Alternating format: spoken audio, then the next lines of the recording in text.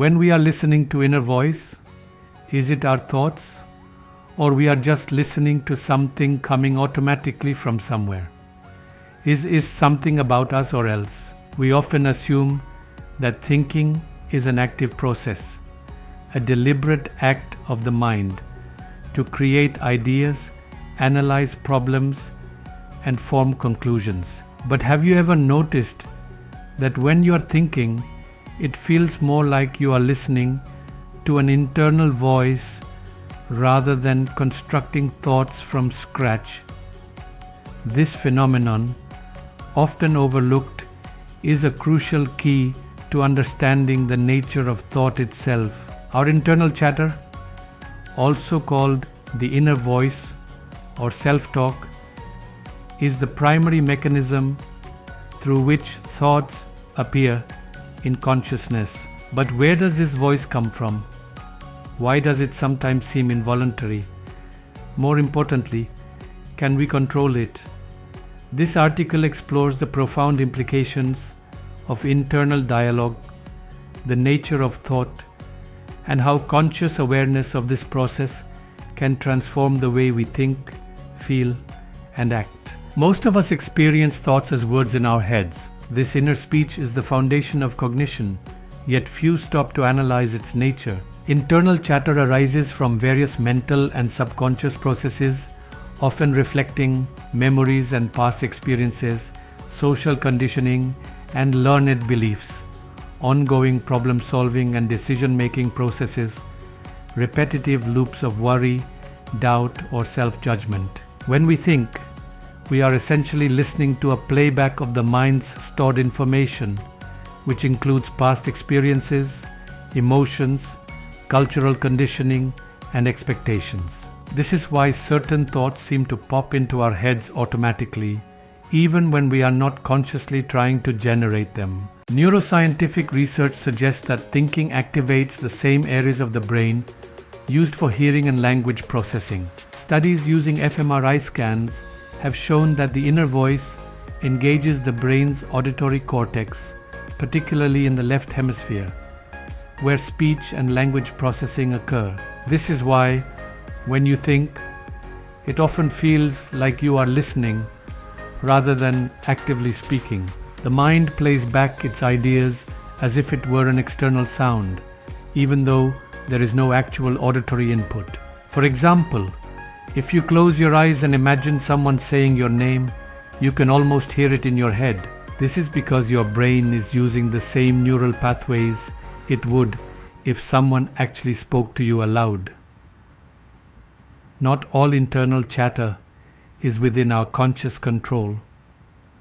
There are two primary ways thoughts arise. Voluntary thinking, directed thinking, occurs when we deliberately engage in problem-solving, logical reasoning, or focused contemplation. It is typically experienced as a controlled and structured thought process. Example: when planning your day or solving a mathematical problem.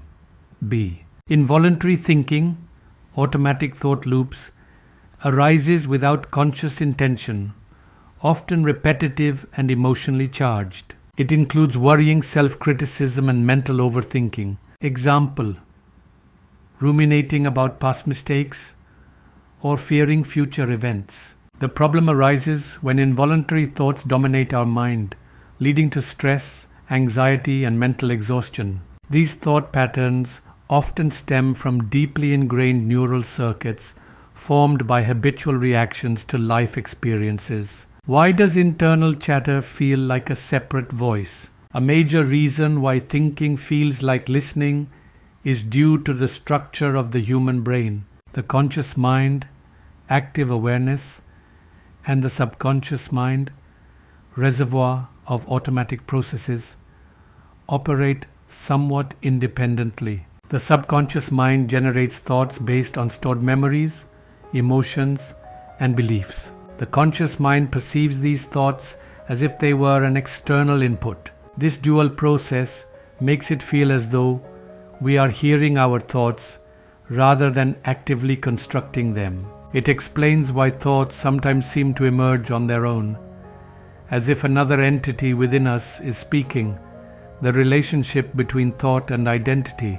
One of the greatest misconceptions in modern psychology and spirituality is the assumption that we are our thoughts. However, a deep realization occurs when we notice that if we are the listener of thoughts, who is the speaker? If we can observe our inner chatter, doesn't that mean we are separate from it? This realization is the foundation of mindfulness and many spiritual traditions, including Zen Buddhism and Advaita Vedanta. The ability to observe thoughts without identifying with them is a transformative practice that leads to clarity, emotional freedom, and higher states of consciousness.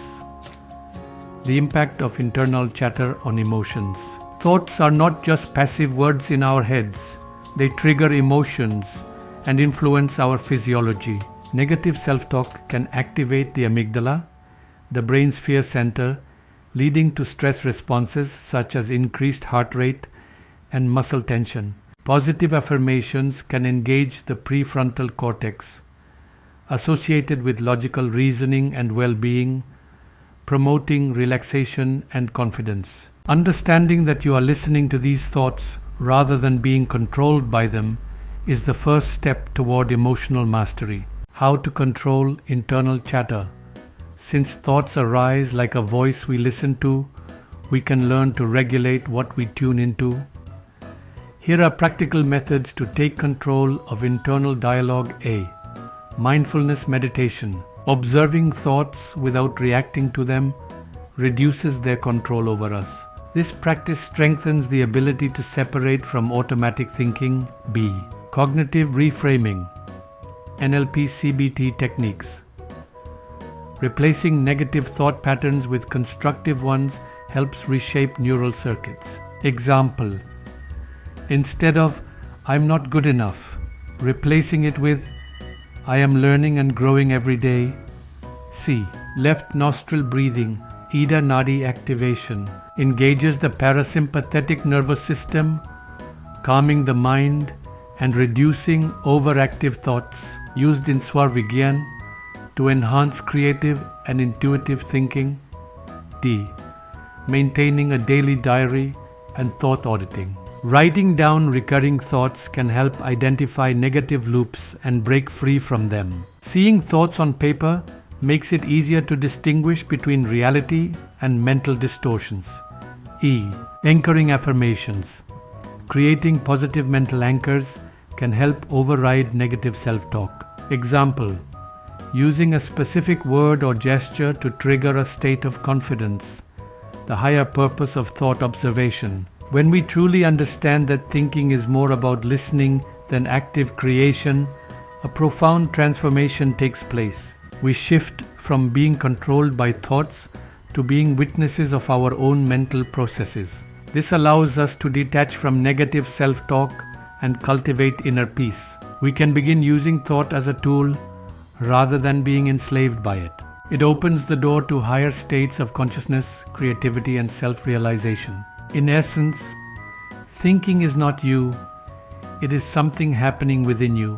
When we embrace this, we unlock an incredible power, the ability to shape our reality through conscious awareness. Understanding that thinking is a process of listening changes our entire perspective on the mind. Internal chatter is not something we must blindly obey.